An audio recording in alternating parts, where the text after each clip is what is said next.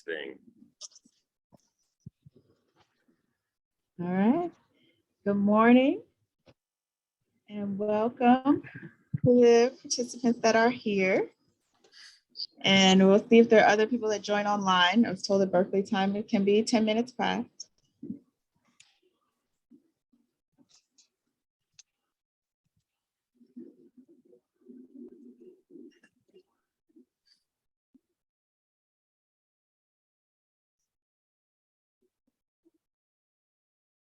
All right. So welcome. This is the Data Science Education Panel, Program Development. Welcome to the people in the room in Berkeley and the people who are joining online. This panel is really to talk about program development, what we've done in the South Hub and nationally, how we've looked at education and how data science programs have been developed across the nation, and giving a zoomed out kind of national perspective on how that has gone over the last 5 years. So this morning, I wanted to do introductions. I'm Dr. Renata Rawlings-Goss. I'm the Executive Director of the South Big Data Hub. I'm based at Georgia Tech in Atlanta. And our Deputy Director is at UNC in Chapel Hill. And our PIs and program staffs are split between UNC and Georgia Tech. So who we are the South Hub and all of the hubs are a community convener for data innovation. So we cover a region, primarily our census region for the US is Delaware through Texas, but we have a membership that spans across the United States and internationally that is focused on fostering data innovation and particularly the ecosystem to increase the capacity for data science, education, partnerships, discovery, and to broaden participation in this discipline. So what we do is we actively reduce the barriers to data science, innovation, and scale. So that is our mission. And at the South, we see these as 4 key barriers that we're trying to help reduce to help data science scale and to build capacity. And the first one is a lack of robust data science education and workforce that prevents scaling. The second one we see is a lack of data sharing and open data infrastructure. Now, the third one is a lack of cross-community mobilization, what can be done across different data science communities in multiple sectors.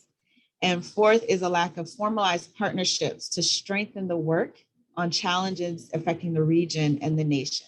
And as you can see, we have our own priority areas that we look to do this in. And so education is a major one of them, but also smart cities, materials and manufacturing, team science, and health disparities, which we have a lot of work going on in that.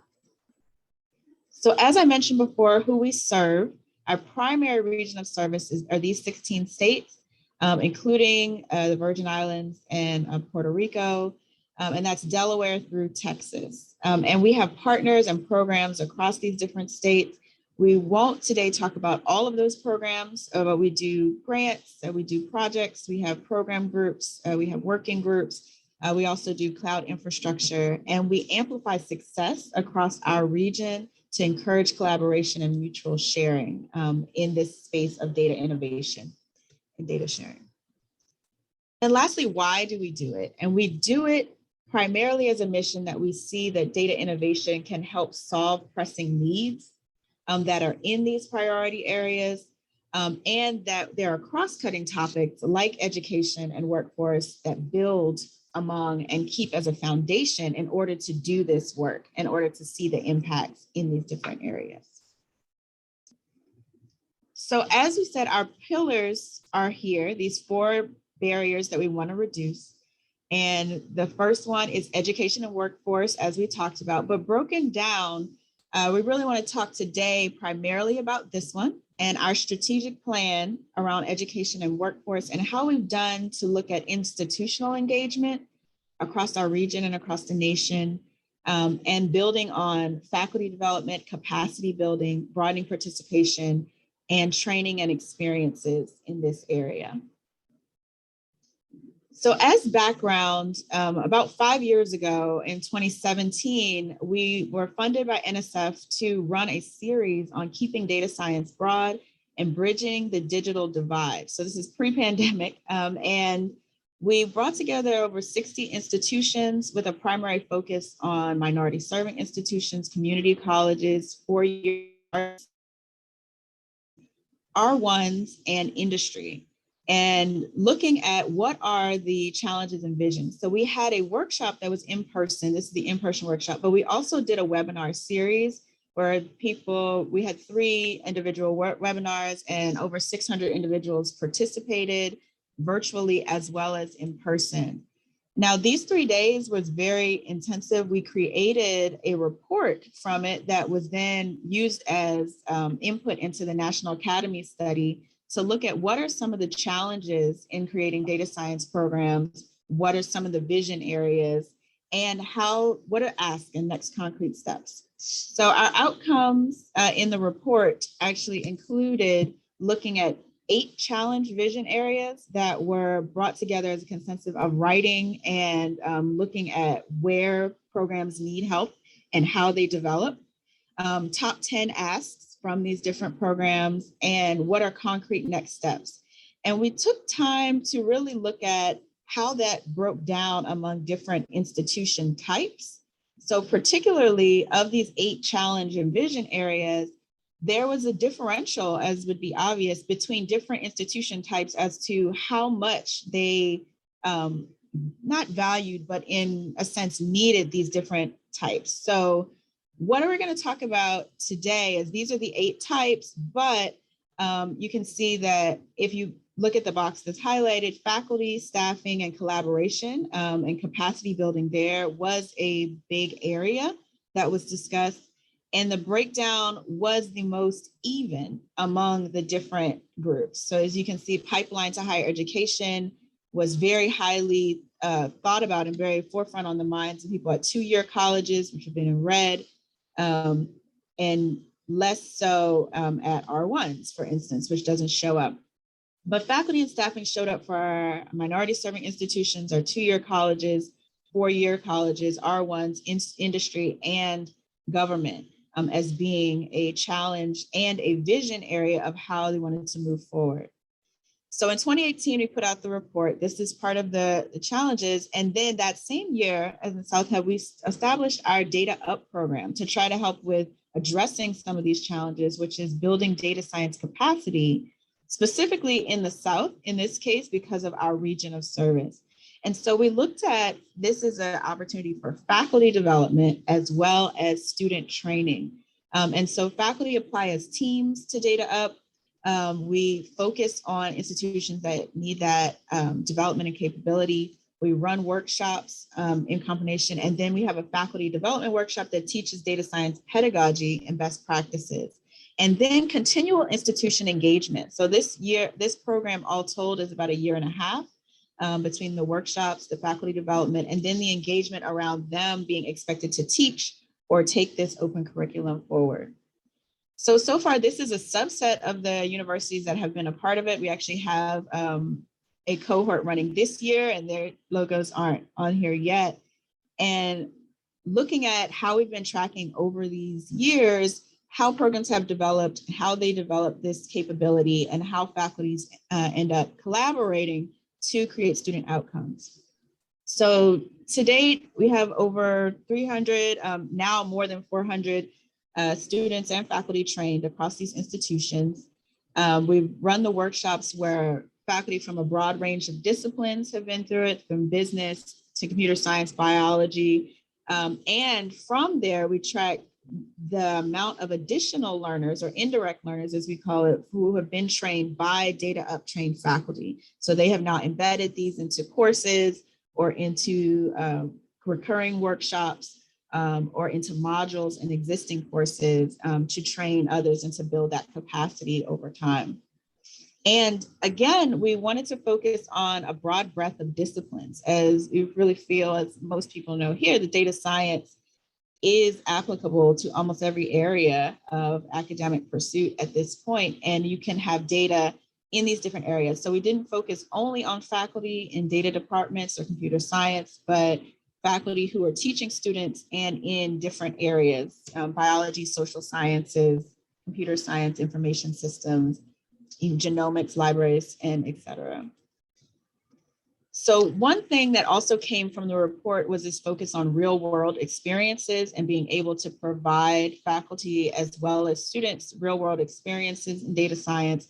So this is a program that it was also developed that is to empower partnerships with industry and government. So these are some of our faculty fellows that have been a part of it and where their host companies or they've gone to different industry for short-term fellowships. We also have students that have gone to government and primarily at DHS for short-term or internships or fellowships there to be able to provide those real-world experiences they can bring back to the research lab. One thing we found with faculty that was great was that 100%, all of the people that were sent for industry, they actually ended up doing additional follow-on collaboration and research support from these companies to their individual labs. As part of Data Up as well for teaching, we wanted to go an additional mile, which we did look at with Berkeley. And so we decided that to work with Microsoft Azure to do a pilot, to do a Jupyter Hub for the South. So being able to not base it at just one institution, but to be able to host multiple institutions in a Jupyter Hub platform and support them in teaching data science courses through the cloud online. So we ran this as a pilot program, which was it was successful. They wanted to, some of the faculty really learn how to scale up without having to be burdened, particularly in these other disciplines, with a lot of infrastructure support for their students to teach data science, which was seen as a very high barrier, particularly in small schools, to be able to do setup for each one of their students and to be able to provide an environment for learning, particularly in short bursts in module form. Also, as a part of our institutional engagement, this is a major thing that was asked for was these time and space to really collaborate and look at co-learning and co-design across different programs. So we established the Data Science Education and Workforce Working Group, which is an open monthly professional working group for those interested in starting data science programs, who are currently running data science programs, or administrators and staff who are looking to support data science programs across the country. So as part of that, we have currently registered over 140 programs and different participants in different associated with different programs or potential programs. It's open to be joined from anyone who is interested. And as a part of that, personally, I've been looking at research around how data science programs are developing across the country, what number, and how they are being spread at different levels. So for that, in the fall, I'm going to be putting out a guide to data science programs, just an interactive guide to look at right now over 900 programs, where they are geographically, how they're broken down by master's, certificate, bachelor's, doctorate's programs, and also looking at some of the breakdown around topical areas, around the different backgrounds of the programs, as they all aren't symmetrically laid out as we find. So as part of the working group, we really discussed what different methods programs are taking to develop their programs and to do common missions, specifically things that deal with research projects come up a lot, how to deal with undergraduate research projects. Recently, it's been shifting to virtual. How do you do things that look at assessment of programs, or how are people setting up their curriculum across different programs that extend beyond the South? And this is a national working group. So we have members and programs that come from all different parts of the country, in the US primarily now. So as part of that, today on this panel, we have spun out actually sub-working groups as part of this education and workforce working group that look at areas that have been common among a lot of the programs that come regularly to our programs. One of those is project-based teaching and learning, as that is an incorporation of real-world projects being fundamental in a lot of programs, and how to best do that, and what learnings there have been.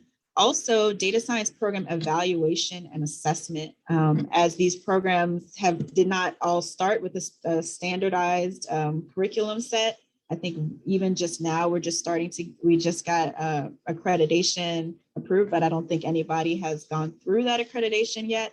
So looking at how to evaluate particular aspects of data science programs in conjunction with that. So our two leads are here today, and they'll be talking about some of the work that they've been doing in the project-based teaching and learning with Uma, who is here, who will talk about that first. Also the data science program evaluation. Carl Schmidt is going to talk about that as our lead here, come to the working group. But also we wanted to highlight that we talk about on the working group different advances or projects that are really happening, interesting projects that are really happening in the different programs themselves as to how they are setting up. So Samya, who is here from UNCG, is going to talk about a particular program highlight that they've looked at to help with pulling together not only their data science programs, but resources around campus. So without further ado, I'll have them introduce themselves. I'll stop sharing so that Uma can share. We'll take as she's sharing, if there's any questions about the education working group that people have in the room or people have online, we can take a few questions now and we'll have a longer Q&A at the end. So you can put questions in the chat. Also feel free to.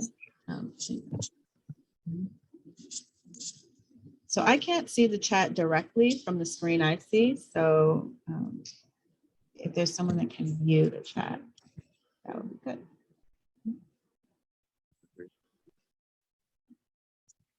All right. Okay. So if there's no questions, we'll start with the next speaker. And again, we'll have Q&A at the end, so you'll have a chance if you can put in questions directly to the chat as we go. And those in the room, if you just let the organizer know, because you're very tiny on my screen, so, and I can stop it. All right, go ahead, Uma. Thank you, Renata. So this is the project-based teaching and learning sub-working group within the education and workforce working group of South Big Data Hub. So I just dropped the word learning just to keep the acronym manageable. So the goals, so when this group met for the first time, we discussed what the goals of this working group would be. We had directions from Renata as well. So we decided that these three would be the goals. So first is to collect and curate all project-based teaching and learning materials for data science. So we want to serve as a one-stop shop for that. And also to create a how-to or a recommendations guide for someone who would like to take their existing data science course and make a PBL version out of it. And additionally, collect any additional resources that would help data science instructors as well as students. So create an educational resources directory. So we laid out these three goals for this sub-working group. And what we envision to be products or deliverables or outcomes from this sub-working group are first getting started guide on PDL pedagogy. So for those who may not be familiar with the project-based learning pedagogy, we would like to provide a brief document plus pointers and links to existing resources to get them familiar with this pedagogy. What are the fundamental elements that have to be included to be able to say it is a PBL version of the course that they are teaching, and also to provide resources to help them convert their existing data science courses to their corresponding PBLized versions. Please apologize for introducing the PBLized term here. And also, at the same time, we wanted to map the data science competencies given by the ACM and National Academies guidelines to the data science curriculum, so that when someone is creating a course, making sure they are having it PBLized, also to factor in which of these competencies are included in that particular course or in that particular concentration, so that it helps them create accordingly. And the next couple of things are collections of existing references, examples of PBL data science materials, as well as we also want to provide self-contained PBL modules. And these self-contained PBL modules in data science could be used for course projects, could be used for capstone projects, could be used at the undergraduate level, could be used at the graduate level. So we want to provide that flexibility wherein the instructors could potentially take it and either do a small study of it or go totally in depth and make it fit for a graduate level course as well. And ultimately, of course, we want all of these to be made accessible. So we want to create a website that houses all of this information that we are collecting and curating. And so if anyone would like to join this sub-working group, just to show you, we currently have about 13 members spread across. I think I just looked through, and I think pretty much all of them except one or two are from the South Big Data Hub states, but it's open to anyone. Oh, sorry. So while our team is working on these different outcomes, we are at various stages of development in those various outcomes. But while we are doing that, I would also like to pose the following questions to the community at large. First, is there anything that we have been missing that has to be included that you want this particular sub-working group to focus on? If so, please feel free to drop us a note. You can either reach out to Renata, Kendra, or myself. Our emails are given there. And also, I come from a HBCU. I am teaching at a HBCU, NC Central University. So it is of utmost importance for me personally and for the larger community to make sure that we do not marginalize any students. So we don't want to repeat the mistakes that were made in the earlier STEM disciplines. So how do we increase the representation of historically marginalized communities in data science? Are there any additional ideas? This is my suggestion, would an apprenticeship model work, wherein if students could get involved with the data science practitioner right from their undergraduate days? So that feeling of that fear of not knowing or anything is not going to be there because they are starting out brand new and they are taken under the wing of a practitioner. So that's just a thought I'm throwing out there. And also, are there intentional efforts by programs across the country to encourage students to use data science for social good? Maybe through a course requirement. I know ethics is part of the curriculum in a majority of the places, but how else can we enforce? Maybe require volunteer hours or something along those lines. Even though the last two topics in this do not directly come under our goals for the project-based teaching sub-working group, I would like us as a community to put together all this material with a view towards these two as well. So with that, I will yield to Ka.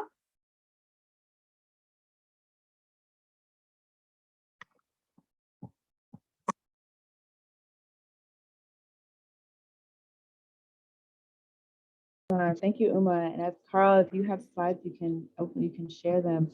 But feel free to ask any questions in the chat or in the Q&A or directly in the room, as we'll do it at the end. So if you just want to record your thoughts, we do want to have an more open discussion towards the end about what you're thinking about in your own programs and do it. So I will, so I'm going to start my slide show. And before I actually start talking about the slideshow, I want to say I have an answer a little bit to Uma's second question on data science for good and such. And this is a perfect opportunity in a group to really put this out there.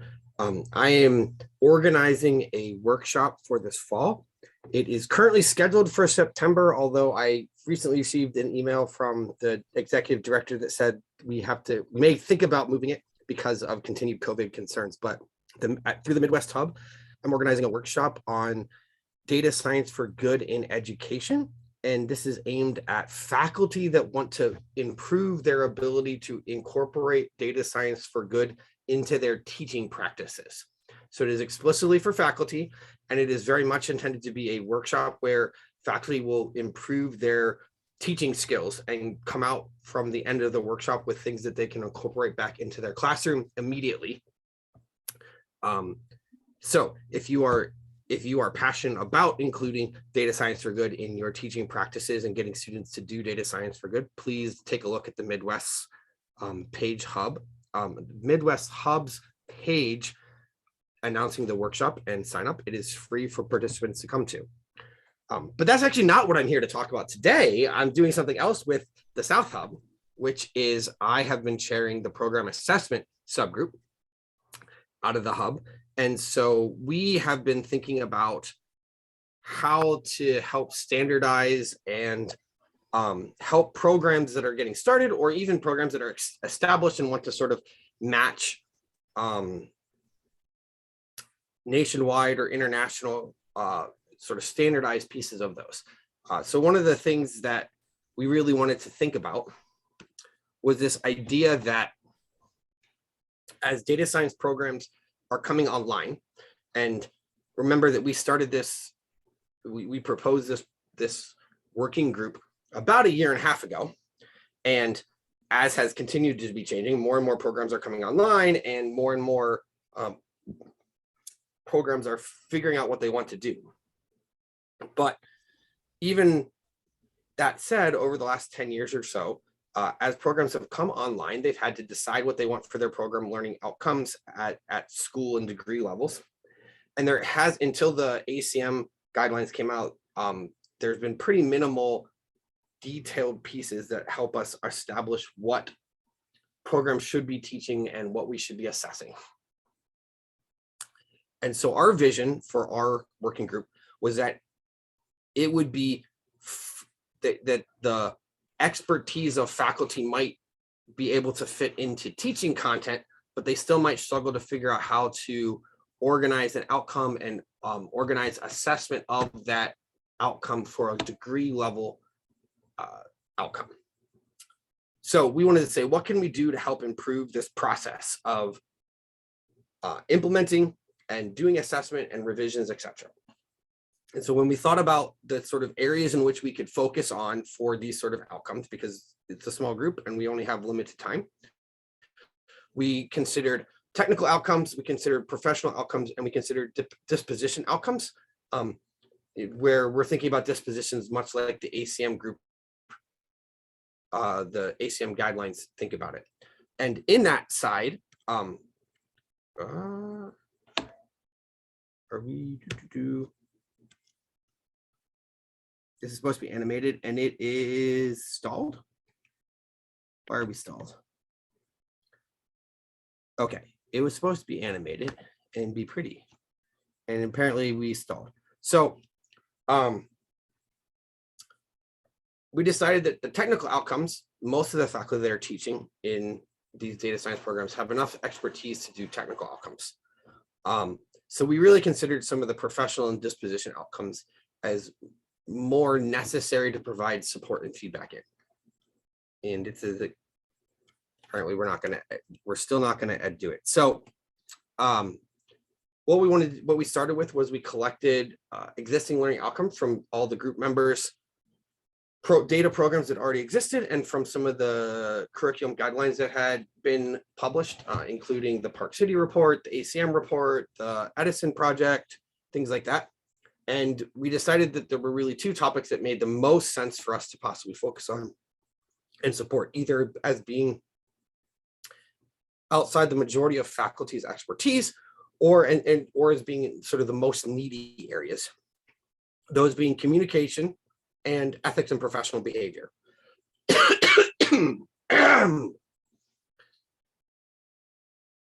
In particular in that, while we thought both would be worth our time, we felt that as a group, we were going to be able to tackle communicating with others in a little bit more of a meaningful manner. And so we started there. So I'll go back to presenting now that I'm off of the animated slide.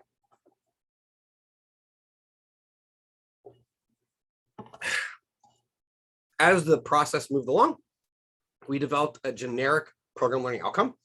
And if you read this, and if you've written program learning outcomes, you will say, oh my gosh, this is way too complex for an actual program learning outcome, because there's like a whole lot of commas and a whole lot of ands and everything else, right?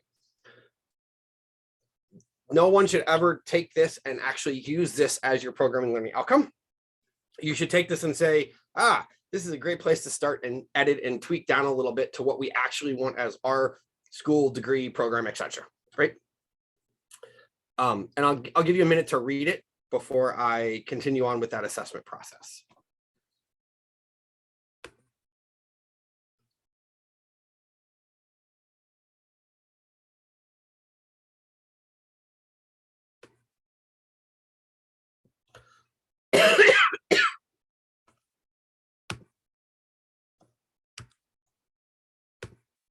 So thinking about that and thinking about the assessment process, we think that what a given program or a degree process should do is really think about what the desired categories around communication and skills need to happen.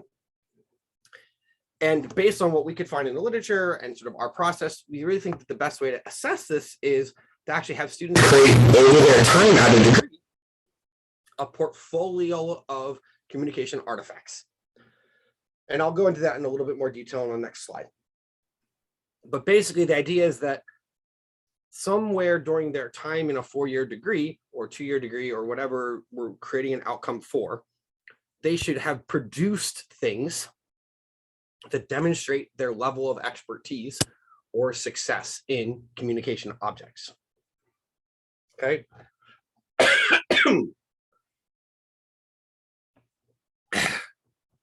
Then before or as part of the outtake process for seniors or graduating students, program faculty would then go through using some sort of rubric or guidelines to assess these portfolios as evidence around their learning around communication.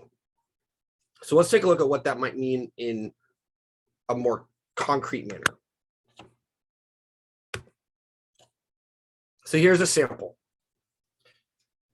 And on the left, you'll see a 2x2 grid that sort of defines 2 potential axes that one could articulate needing to communicate with people.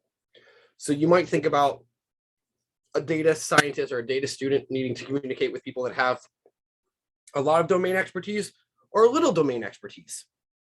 You might think about them needing to communicate with people that have a whole bunch of coding or data expertise, but very little coding or data expertise. And sorry, what? The audio is having a funny problem. Keep going. Okay. Sorry, I might not have the greatest connection.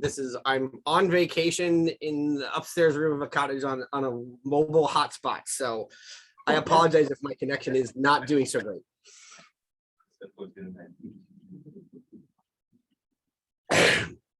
So you can see here, what we've done is we've then populated in those 4 cells some examples of people that might fit into that category. So people that have a lot of domain expertise and a lot of coding and data expertise would be the data teams, the scientists, etc. And then there are other categories like leaders or other scientists that might know a lot but not have data experience. Or there might be people that are good software developers that have a lot of coding but not a lot of biological or chemistry expertise. And then we can think about what might go into the portfolio to demonstrate a student's expert or ability to communicate to groups in these cells.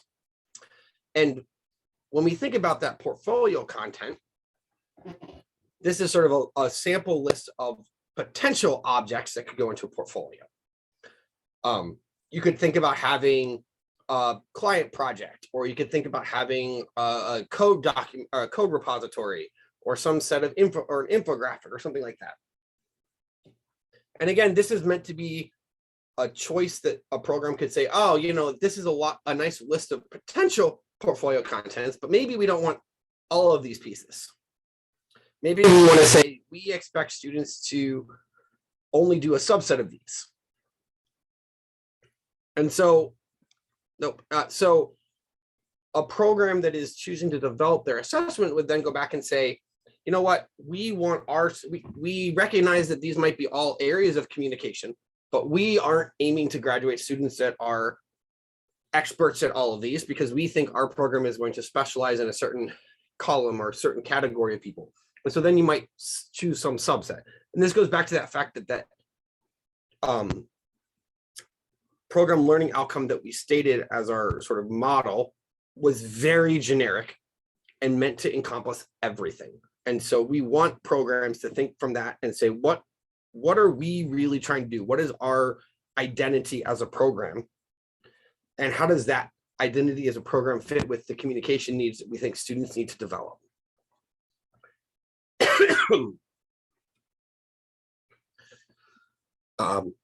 Like Uma, our group has a few more pieces that we're working on.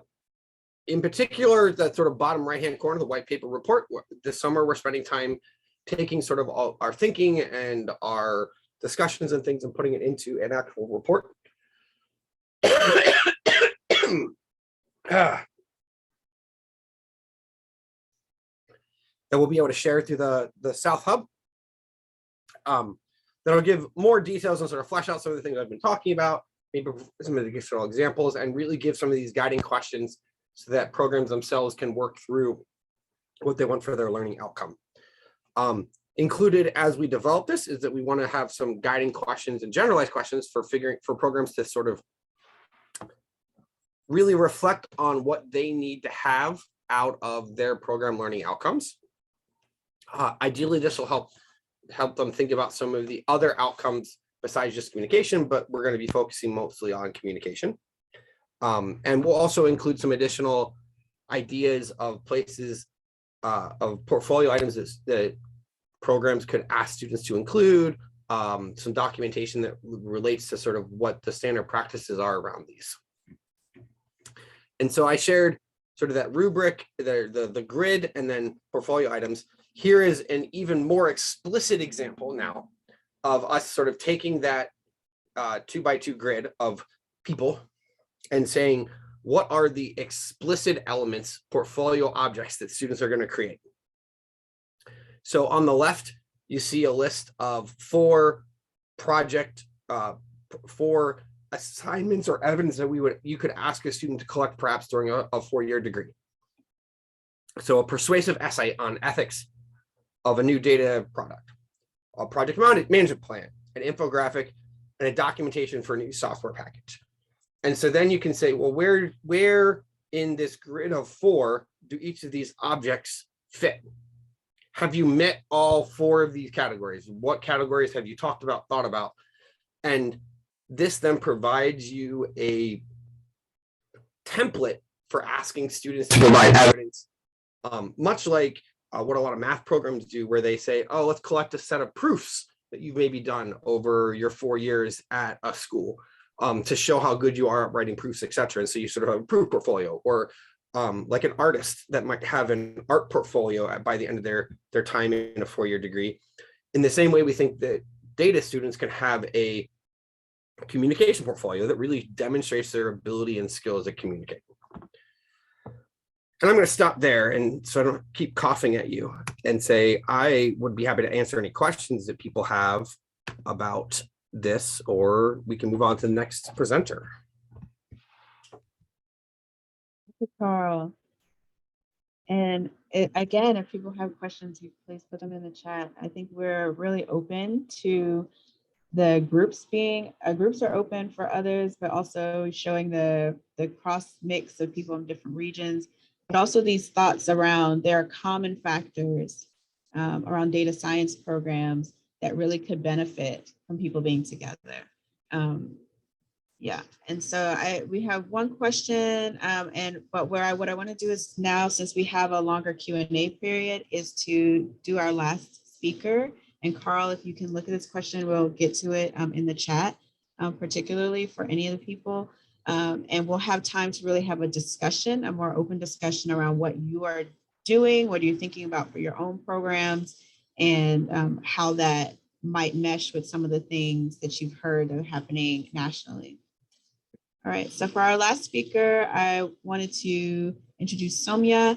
Also, and please say where you are. We didn't do that for all of the speakers, for where you are and what you're doing now, but we can go through that at the end.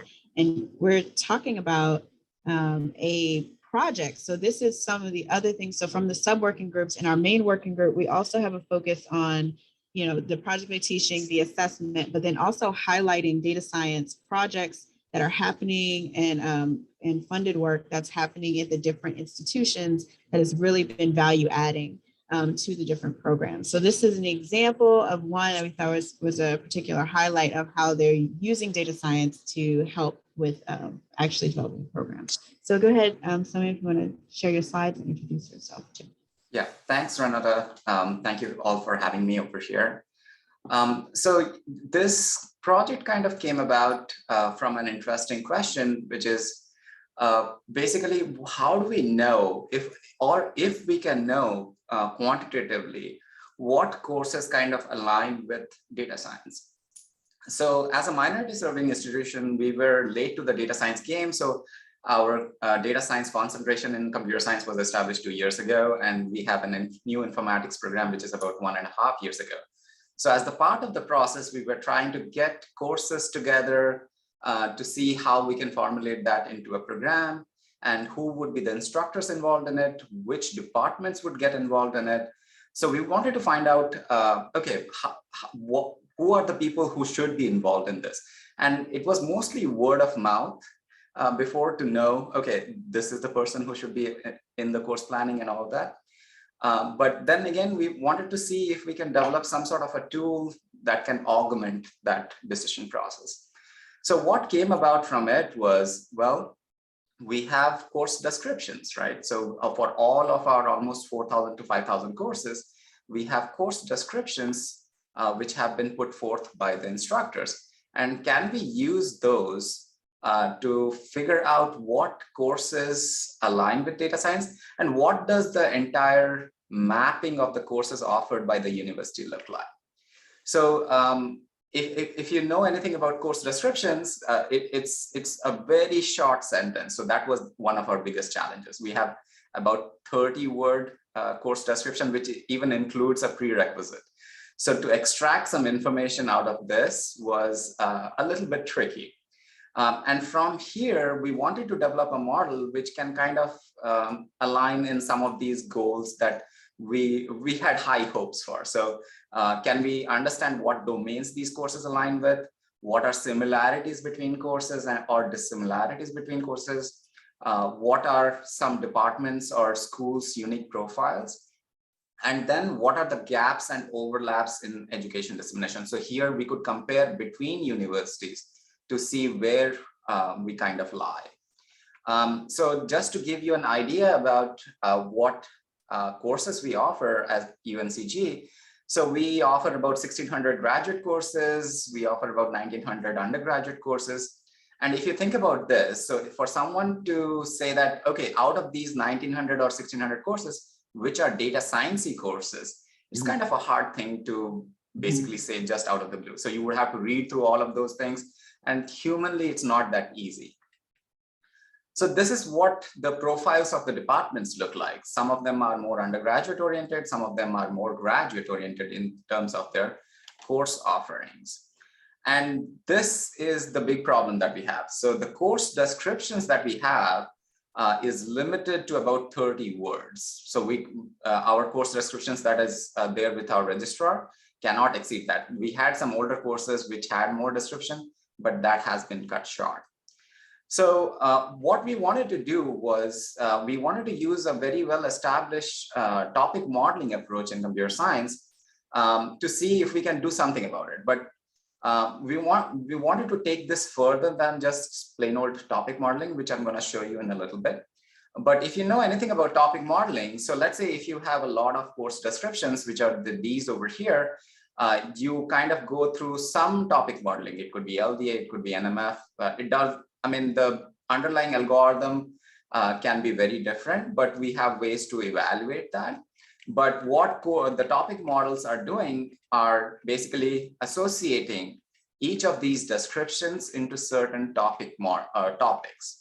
And these topics can be pre-decided. We have ways to evaluate how many number of topics kind of formulate together. But what you can want to think about is these are like profiles that courses can be associated to. So after kind of quantitatively evaluating how many number of topics, we kind of ended up at 24 topics. And these are the descriptions of those words which the topics kind of represent.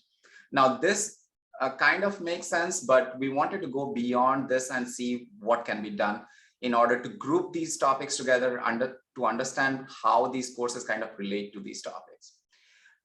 So what you see over here is we have course, we have the text of the course, which has been cleaned and sanitized and lemmatized, and what topic does this relate to with what probability percentage, right?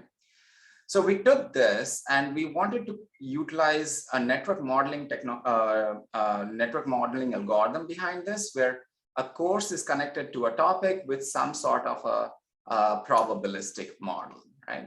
And we call that a semantic similarity score.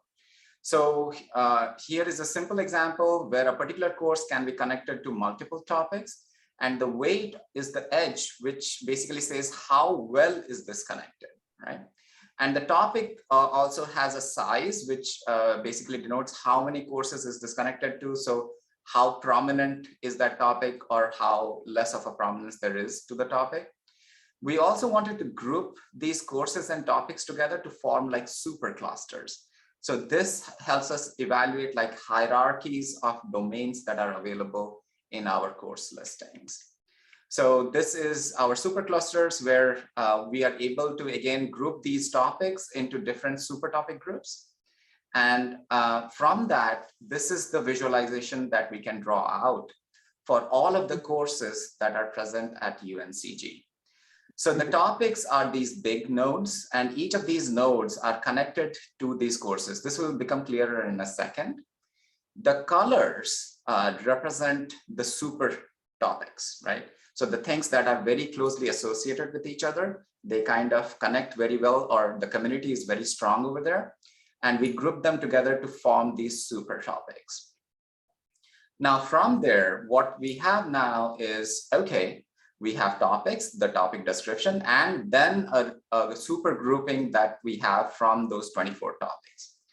From here, we can see that topic 1, 2, and 21 basically sort of align with data science concepts, right?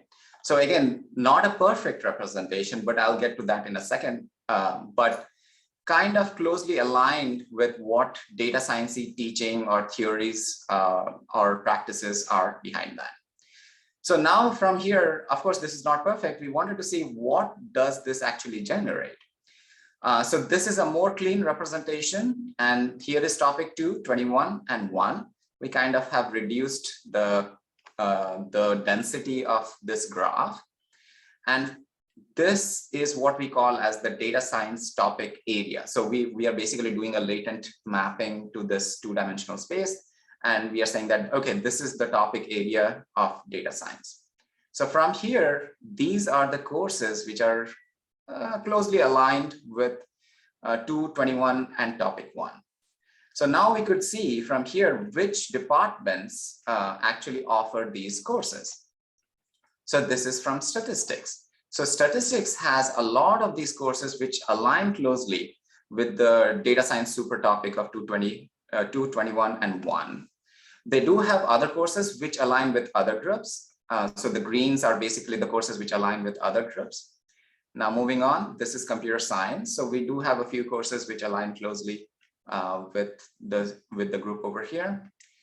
This is ERM, which is educational research methodology. So they have a lot of statistical and analytical courses, which again align pretty well with the data science group. This is MSIA, which is our informatics program, which was recently established. And this kind of shows, okay, yeah, there are a few courses which align with the data science group. And in comparison, let's say if we wanted to take English, so their mapping of the courses on the network actually are relatively different from the data science group over here. So the data science group that doesn't connect a whole lot of English courses over here. Now from here, we were able to see, okay, which departments offer closely aligned data science courses. So we can see ERM, statistics, mathematics, computer science, they're pretty closely aligned. And if we take the proportion of courses which are offered by those departments, statistics kind of comes up at the top. Which was something that was interesting to see for us was ERM and HHS, which is Health and Human Sciences, also offered a lot of analytical courses which kind of fall into that super domain of data science. So again, these are the courses which are offered by those departments, which we found out from that supercluster analysis. And you can see from the course titles, they are pretty closely aligned. This is from ERM, very closely aligned over here.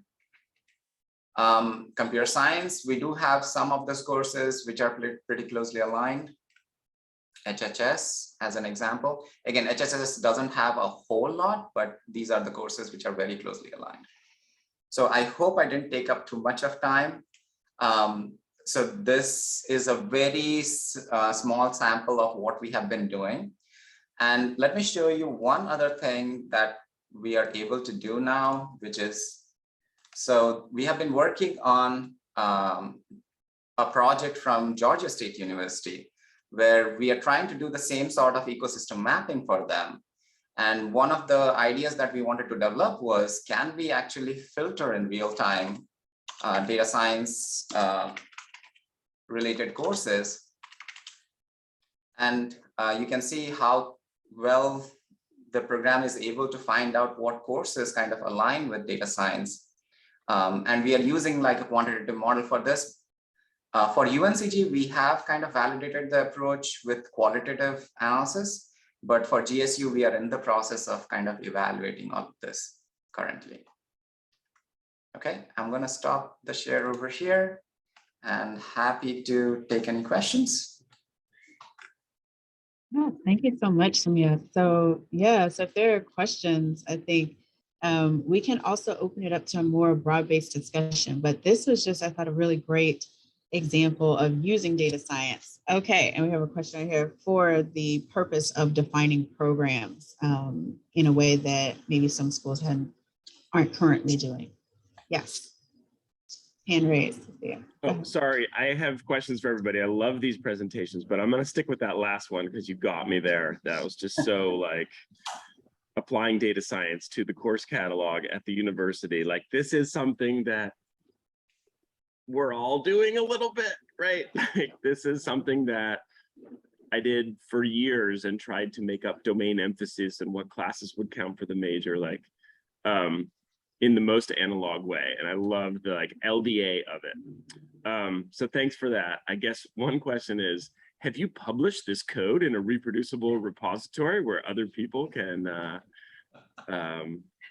use it? So this particular work just started about 8 or 9 months back, right?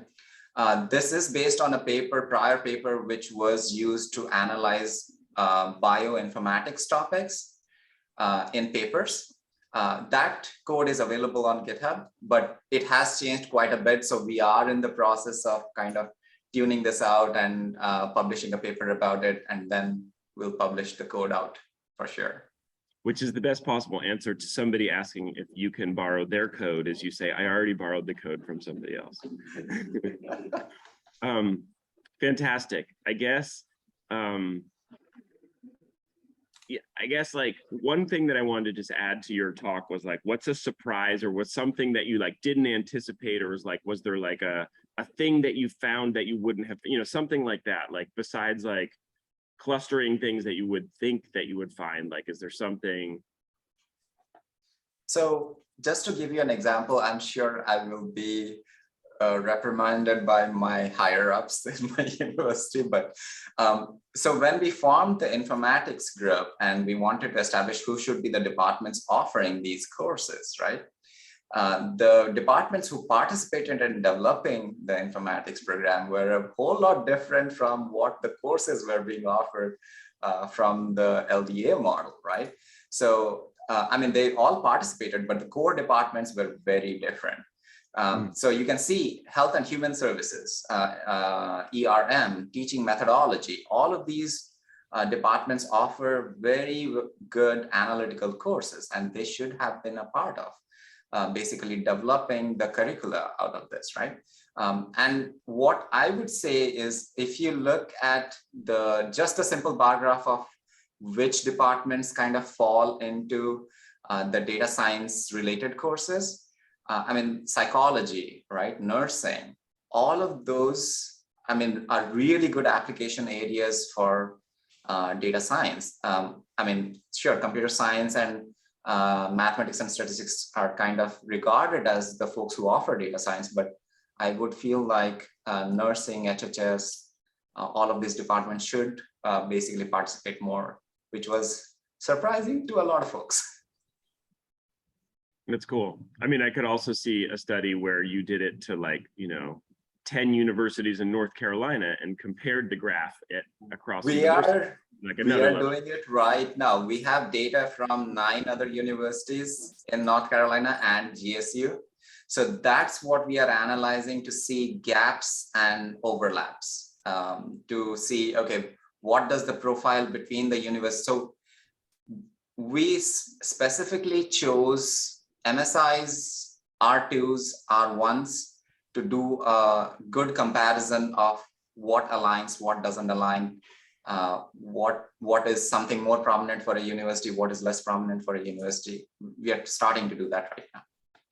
So let me share. So I've talked with Soumya's group as well. And I've been part of a 4-year tripods grant that is taken sort of the other direction, which has said, so they're taking the catalog and saying what topics appear in the catalog. And the project, I shared the link to our GitHub repository. We're working on sort of putting it into a pip package also, where we went the other direction, where we said, can we state that there are terminology that belong in a field or a corpus or whatever? And then can we detect what courses in a course catalog cover that content? So for example, if we say these are words that appear, we think are related to data science or data analytics or whatever, what courses throughout the catalog then appear to teach data science topics, rather than saying what topics, what groupings might appear from the direction of sort of just percolating out of similar topics being taught. And so it sort of depends on what your approach was going. We were sort of spinning it from, we wanted to find courses that were covering data science to see where else it was getting taught in other disciplines. And I will say that when we start talking about disciplines, we found pretty much the same results that Soumya did, which is that it was pretty clear that, at least in terms of research methodologies and things like that, things like education and nursing and healthcare had a lot of the same kinds of topics too. So sort of an interesting from that direction too. Yeah, for sure. And I see some questions or some comments in the chat as well from Moni around, does this methodology, can it be used to determine whether courses are redundant and therefore should be cross-listed, for example? So I don't know if your group got into that, sometimes fight, I won't say the word fight, but about looking at cross-listing and, the ability to see across different courses and their similarity. Yeah, so our modeling can definitely, because we map everything into a vector space, we can basically do vector comparisons to see what courses are very similar. But here is something that I would say. So for example, let's say if we take an introductory statistics course and an introduction to statistics course in ERM, right? or both the courses will say, oh, introduction to probability, logistic regression, basic machine learning, and all of that. But they are being applied to very different domains, right? So statistics might be very general, but ERM might be applied to their specific research, right? But they might not include those words that well into the course description. So this is where the 30-word description kind of hurts us. But here is where I would say, every university has curriculum committees, right? And if this goes up to a curriculum committee and the curriculum committee is guessing, oh, does this overlap or does this not overlap? Instead of looking through 1900 courses, they can quickly see which courses kind of line up closely together and get those instructors working together to figure out that, oh, yeah, your course description needs to at least explicitly say what you're working towards, right? So those ways it can help. But I won't get into the mess of, oh, these courses are redundant, just throw them up. We wouldn't say that we would use this tool right now in that direction. But for new courses which are upcoming, you can quickly check if this is highly similar to something, work with that instructor to make your course unique, or add in those words which makes your course unique. And that actually helps students also, right? For them to better understand what the course is meant to be. Yeah, no, exactly. And a lot of what we've seen just over the years of running this working group and working with different programs is that some of the barriers, as everyone knows, aren't technological. I think this is something, it has to do with department politics. It has to do with how things are set up. And so kind of talking through how different places have navigated that has also been something that we've been interested in, because that can be just as much of an incentive or accelerant or as much as a blocker to getting some of these things off the ground and scaled in a way that they can be evaluated and looked at across different programs. I'm just highlighting the people in the chat because sometimes that doesn't get highlighted about, this is also a potential, and one of those other things that came out of the report was pathways from 2-year colleges to 4-year colleges, and that this could be used to articulate or transfer from different colleges, maybe not even all 2-year, but just as a transfer credit to see how do these courses compare, which is a major challenge, particularly in data science, where there's not a lot of standardization. Irvin, do you want to say something? She just mentioned your point. Yeah. It's okay. She was just like, you made a comment and she was touching on it. Irvin's here in person, so I was just Okay. Welcome. I can only see tiny people in person, he's so that's why I wanted like to a see pinhead over here. Yeah. I have a question. In-person question. First, to Uma, can you share your email address again in the chat? Thank you. And for Renata, when is that book you mentioned coming out? I missed that too. You said it.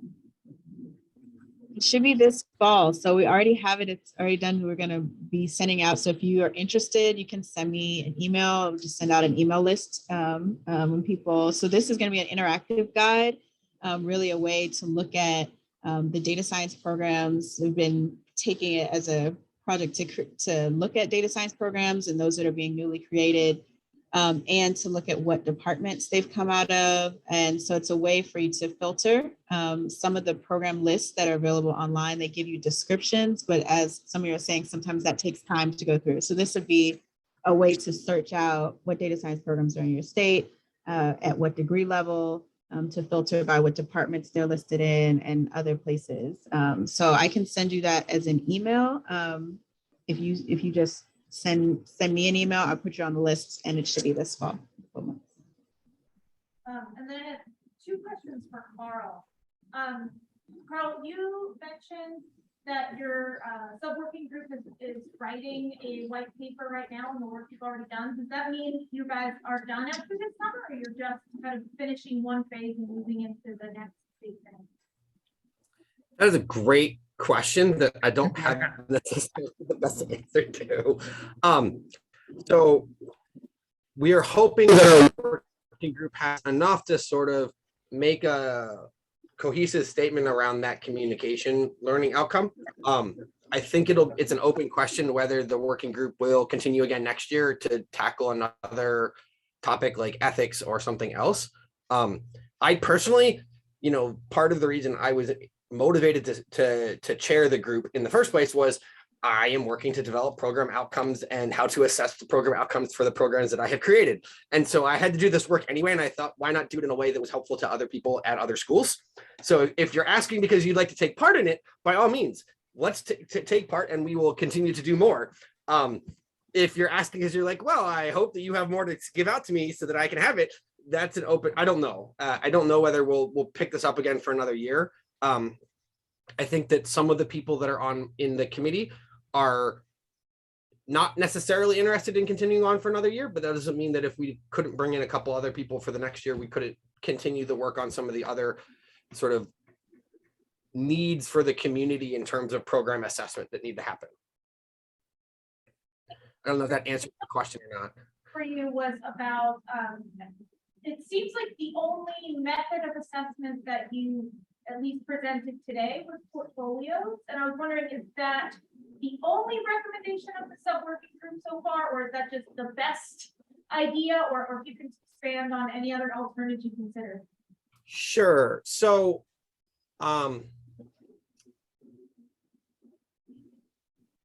when we considered trying to have an assessment around communication, what we ran into was the fact that at the end of the day, communication, you can't, unless you have specified what you want to be your communication skill to be, there can't really be a single assessment of communication, right? Because having students give a final presentation to a group of other peers or faculty or whatever is fine and is a great way to assess certain aspects of their communication skill. But it is not going to assess aspects of all of their communication skill and all of the ways in which I at least would want a graduate of a data program to be able to communicate. And so the only way that we could come up with that made sense from a programmatic level assessment, right? So remember, this is not about,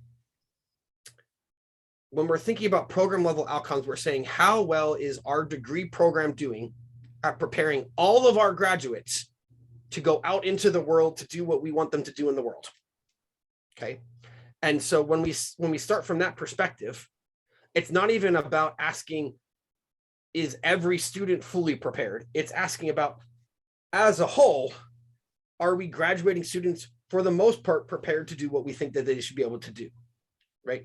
And so if I chose to focus, if my program said, I am only concerned about graduating students that are able to communicate to other data science students or data scientists, then yes, I could take it out of a portfolio and say, there's a particular assignment that I can give that says, this is how we assess it, right? And alternatively, one could say, well, maybe we'll have a you could say like have a communication course or something like that. But again, now you're back into specifying something different is a lot less manageable for programs to just pick up and use in terms of their level of doing program level assessment. So I guess the shorter answer is yes, a portfolio is kind of what we settled on as being about the only way, realistic way that we thought we could say a holistic assessment of communication could be done. But I think that, again, that comes down to your own degree program's goals around something like communication. Did that help a little? Do you want to ask a follow-up question and help clarify the different pieces? That gets at what I was asking. Thank you. Okay. So yeah, if there's other questions, but also I'd love to see, we have a few minutes here, about 15 minutes, 20 minutes. If there's other people virtually or in person that are doing aspects of these, if you're trying to assess any programs, if you're trying to look at starting programs and how you think about your current courses, or if you're incorporating project-based teaching into courses and thinking about resources and needs in that area. So I'd love to, I don't know how to, in the hybrid form, usually during my meetings, I know people who not everyone knows me. I'm a big caller of names because I have a lot of teachers in my background, but I can't see everyone's names. So, people are kind of off the hook, but some of the people in the room, if there's a way to go around and ask, or if people are online, I don't know if in this format people can speak besides being speakers, but if there's a way to get a discussion around where you are and what and whether you thought through these things in different ways or are thinking about them differently now. Yeah, I think we're gonna have like 1 or 2 takers here in the in-person room. We have All right, Sean. I saw a hand. Go He'd ahead. like to go. Hi, Renata. This is Sean Kirgan. First, I want to thank you for your Friday sessions where you invite the speakers and bring educators, people from industries and researchers together. Those are fantastic sessions. And the timing in California is a little crazy. It's 8 o'clock. I usually drive my daughter to school during that time, but as long as I can log in, it has been wonderful. So thank you for those sessions. Please continue them. I'm using project-based for the first time in our introductory staff course. I'm in a community college, so of course, the smaller scale in the much more of a grassroots approach to education. In our introductory staff course, for the first time, I started having my students doing a comprehensive final project where they went through very much the whole data science cycle, where they had to come up with a research question because quantifiable and have quantitative data to do their work. Then they had to actually design the research and go through the whole research setup. So I kind of had them in 5-6 steps, create a mini thesis or a mini dissertation in an introductory staff course. And it was a tedious work. The first semester I did it because like one of a group of 2 students, they decided to take the LAPD data and their areas from 2010 to 2019. And cleaning data was tedious. It was not in our course curriculum. So I ended up doing it myself for them, so they could use it for their final project. But we have been trying to do it in a very small scale, but the data cleaning has been tedious. So what I ended up doing is for the following semester, I spent almost a month looking around online, finding raw data that are clean, or ended up cleaning them and made them available for students so they could use it for their final project. That's the scope of project-based statistics we did. Remember, we have a new word that's PBLized. Mhm. Irvin, you want to say something? All right, did you have a response to what he said? Yeah, I just wanted to put a plug in that on a related note, one of the projects I'm leading, we are curating and making data sets on the topics of social justice available. So I couldn't hear you fully clearly, so I don't know which topics your students were working on, but yeah, the biggest, one hurdle at least is to get clean data sets or reasonably clean data sets for students to work on. And we are providing that within the context of social justice topics. Nice. Thank you. I wanted to add to that. I'm Irvin Balderrama. You're very far away. We can't Can hear. you just walk up? Could you just walk closer to the owl for 1 sec? Yeah. Stand up. Just come right here. Hello, can you hear me? Yeah. Hi. Yeah, we can hear you a little better. So I'm at Fresno State and I teach an introductory statistics course similar to that in the community college. And I try to do a project-based course. So we have a final project as well. But what I learned at the beginning, I used to have the students find the data on their own. And what happens is that they find all kinds of different data that's not curated, not clean, and I have to do the bulk of the work for cleaning it for them. And then sometimes they find things that are not data, that's already like graphs and statistics. So I found it much easier to give them clean data right away. And as an example, this past semester, I just took the county health rankings data sets from various states and cleaned them up myself too, and they were able to just work on the analysis of that. And I go through the whole cycle as well.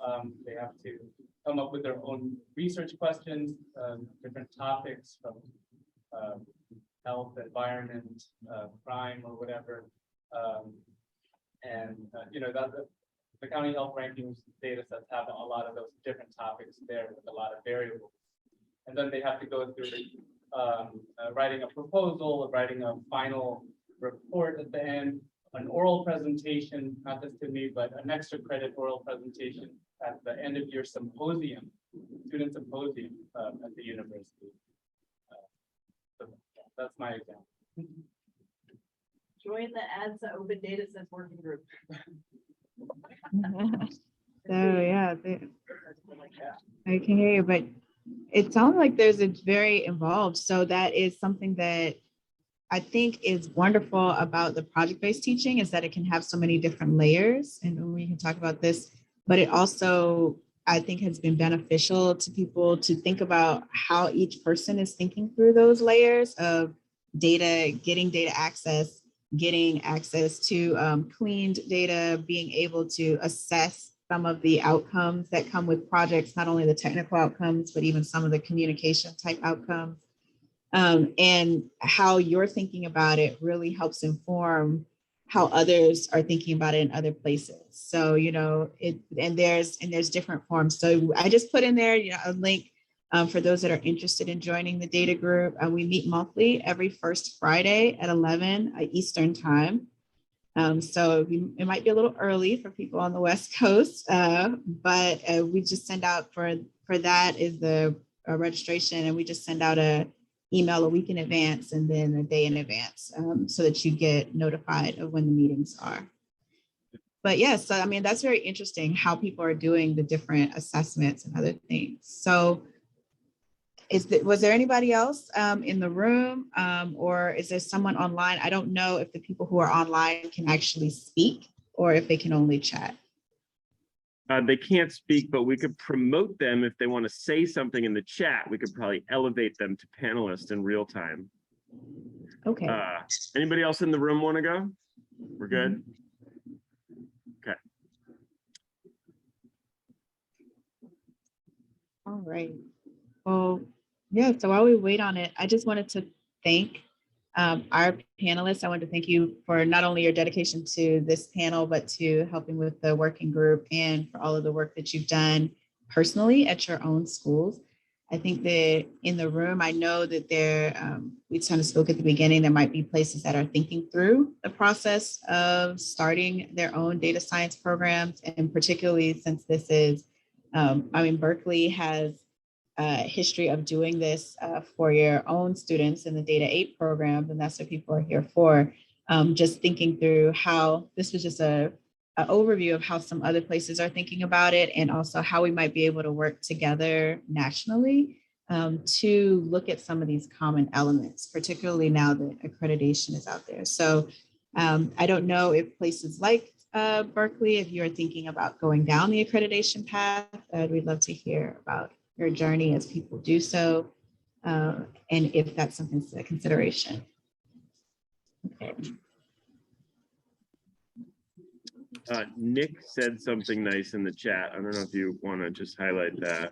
Yeah, so Nick, it says, I'm a data scientist at UC Davis.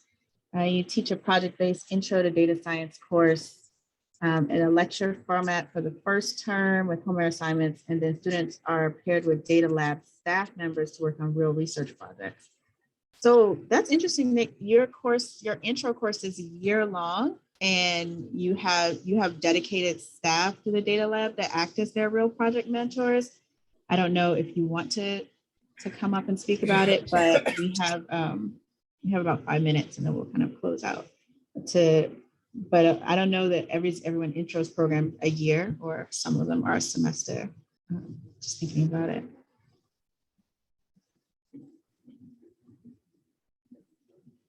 So yeah, that's a question. Okay, and I see Lynn, you have a data science REU at SMU. Okay, and data science for social good. Data that would be good for a 24-hour hackathon. I wonder if you ever have a good candidate.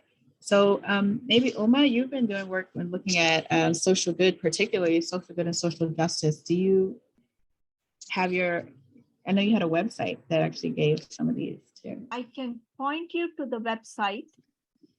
So you can take a look at the data sets that are there and decide if it suits your 24-hour format. Lynn? Yeah, and do you want to share that just Yes. real quick so that people can see these are available data sets in the kind of social good space for those that might be interested in doing that? I saw a few people were from like HBCUs or other places that may want to, and even anywhere will want to focus on social good and social justice topics and projects.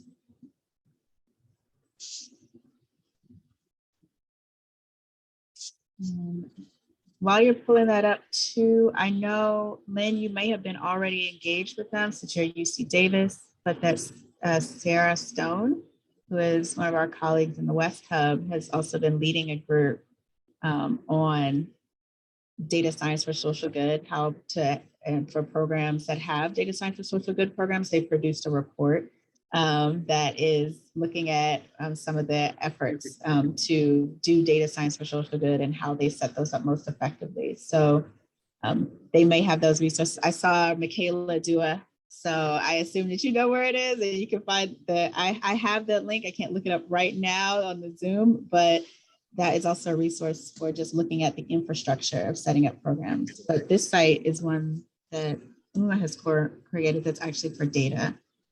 So just one pointer on that. Some of the constraints when we curated those data sets where we were trying to keep some of them relatively smaller because we were targeting our freshmen and also our freshmen were using CodeApp. So you can just merge some of those data sets to make them larger. Like for instance, I think the police killing data set, we divided it into different periods in time. So you just merge all of that and you would be able to get a much bigger, larger data set. So I'm just sharing the screen and see for your tutorials and courses. Yeah, if you go to projects. Did I give the link for tutorials? Or? Zoom is making it hard to see. All right, the project. Where did you send it to me? Your email. Okay, that's good. All right. So these are the different topics, Uma, that you've done projects on, and they have data associated with them. So Yes. gun violence, police shooting, COVID, and other things. As in the last few minutes, I know that in some of ours you shared that some of these topics, like how you were thinking about the fact that sometimes these topics can be triggering to people, and that was something you shared before. I thought might be really valuable to share with others as they might reuse it. So yeah, so we have to be careful in how these topics get introduced in the classroom, and we need to be cognizant of it serving as a trigger factor for some of our students. And so in order to develop a PBL module on each of these data sets that factors all of that into consideration, we have submitted a seeds grant, Renata. So hopefully we'll get that grant so we can work on that and create these PBL modules for each of these data sets, factoring in the care that must be taken in introducing all these sensitive topics. And so hopefully that will come through and we will be able to make the PBL modules also available at the end of the project if we are lucky to have that funded. Thank you. Thank you, Carl, for joining. I know you might have to leave. Thank you for joining from vacation. We appreciate you as always. All right. So I think that's all we have. We have about 3 minutes. And I think this is what we wanted to share. Thank you all for being here, for also contributing what you are doing. We're always interested in that too. So I'm going to turn it back over to you. If there's anything else we need to do in the room. No, thanks everybody. Thanks for this great panel. There's so much to look at here. There's so many different resources. Thanks for sharing all this different work. It's really awesome how we're creating community, and we're creating different communities, but the communities are interlinked and some of the faces are familiar across the communities. So I feel like, you know, I feel good feeling like we're building, you know, interlocking sets of knowing what each other are doing. So Yeah, thank you for having the conference. All right. Well, have a good rest of your day, everybody. Bye-bye. Thank you. All right. Bye-bye. Clap. Hey.